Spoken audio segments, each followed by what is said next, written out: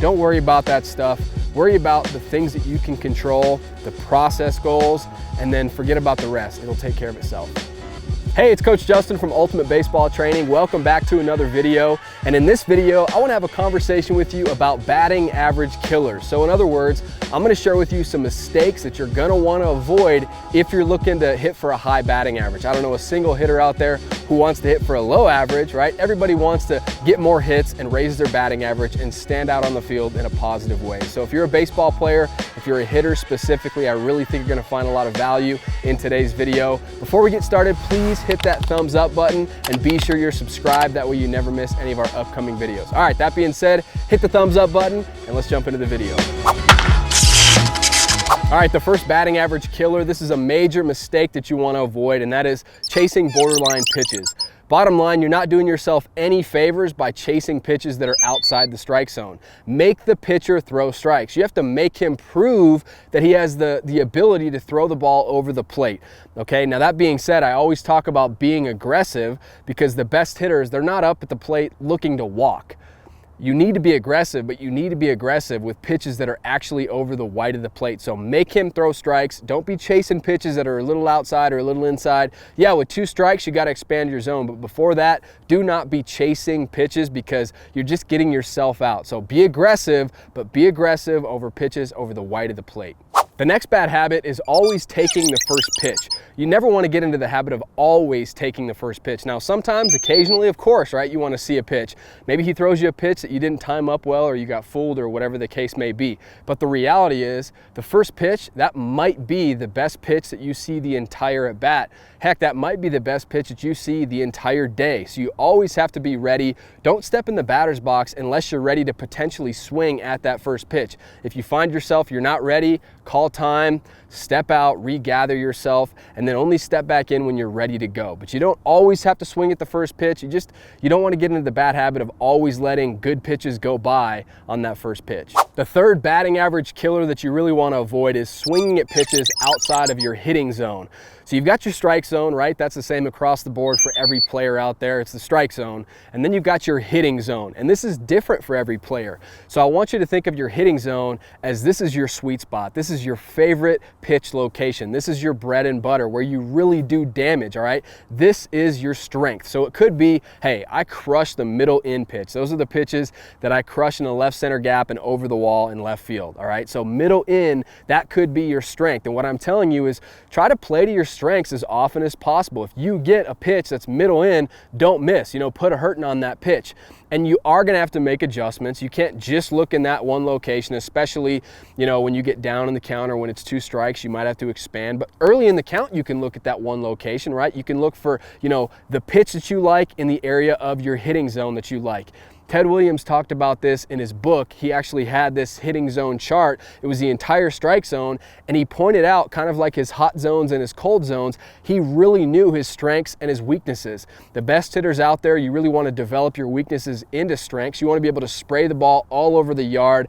Every pitch location you want to be able to hit with authority, but you know your strengths and weaknesses, right? You know your favorite pitch location. So what I'm telling you to do is if you want to hit for a high average, don't miss when you get pitches in that location. Don't constantly be swinging at pitches outside your hitting zone. Try to get it in the spot that you like it and don't miss. The fourth mistake I really want to cover, this one's another big one, and that is swinging at pitches you're fooled on. So with 2 strikes, if you're fooled on a pitch, let's say you're timing the fastball and adjusting to everything off speed and he throws you something off speed and you're not balanced and you're out over your front foot, hey, you still have to make an adjustment and put the ball in play or at least foul it off if it's anywhere close, right? Because you're expanding the zone, you're protecting the plate. It is what it is. You need to battle as a hitter. But when it's a brand new fresh at bat and he throws you a pitch, first pitch that you're not looking for, and it fools you, well, you would be a fool if you swing at that pitch because you have to remember pitchers have success when they keep hitters off balance and when they disrupt their timing. Well, I got news for you. If you're fooled, you're probably not going to be balanced and your timing is probably not going to be there either. So who has the advantage? The pitcher has the advantage in that sense, okay? So with 2 strikes, yeah, you got to battle. Even if you're fooled, you got to make an adjustment, keep your hands back, put the ball in play. But if you're fooled early in the count, man, take that pitch. It might be a ball anyway, but live to see another pitch. Mistake number 5 is hanging on to previous at-bats. Look, you can't play well in the present if your mind is in the past, right? And this works both ways, whether you got to hit your last at bat or whether you struck out.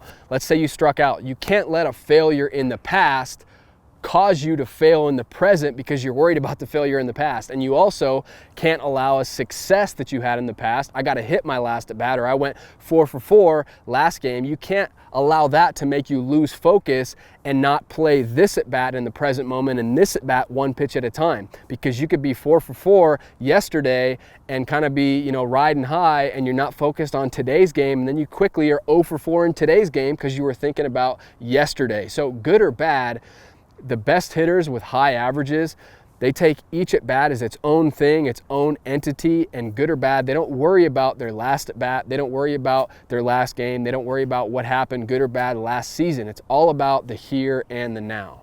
And the very last batting average killer I want to share with you today is worrying about your batting average. I know that sounds kind of funny and ironic, but I truly believe that one of the best ways to increase your batting average is to stop obsessing about what it is. Because the reality is, if you think about a batting average, what that is that's an outcome, right? So if you're worried about an outcome as your goal, an outcome where, you know, it's not completely in your control, then I think you're setting yourself up for failure. Instead of having an outcome goal, I would recommend having a process goal. So walking up to the plate with a game plan and being ready to hit when you step in the box and playing one pitch at a time, and ultimately having a great at bat and hitting the ball hard somewhere. That needs to be the goal. Hit the ball hard somewhere, and when you do that, good things are going to happen. And ironically, the personal accolades, the batting average, the hits, the RBIs, all that stuff is going to be there. All those outcomes will be there if you stop worrying about the outcome and instead you worry about the process. So that's a big killer,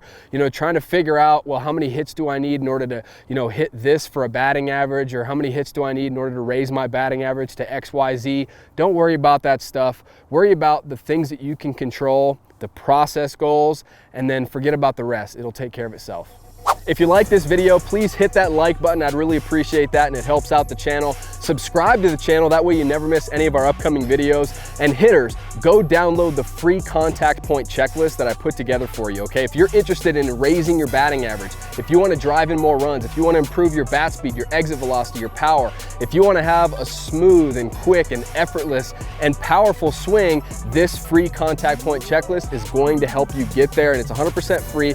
Download it by clicking on the link down below in the description or the comment section. Go grab that now. Thanks for watching this video, and I'll see you next time.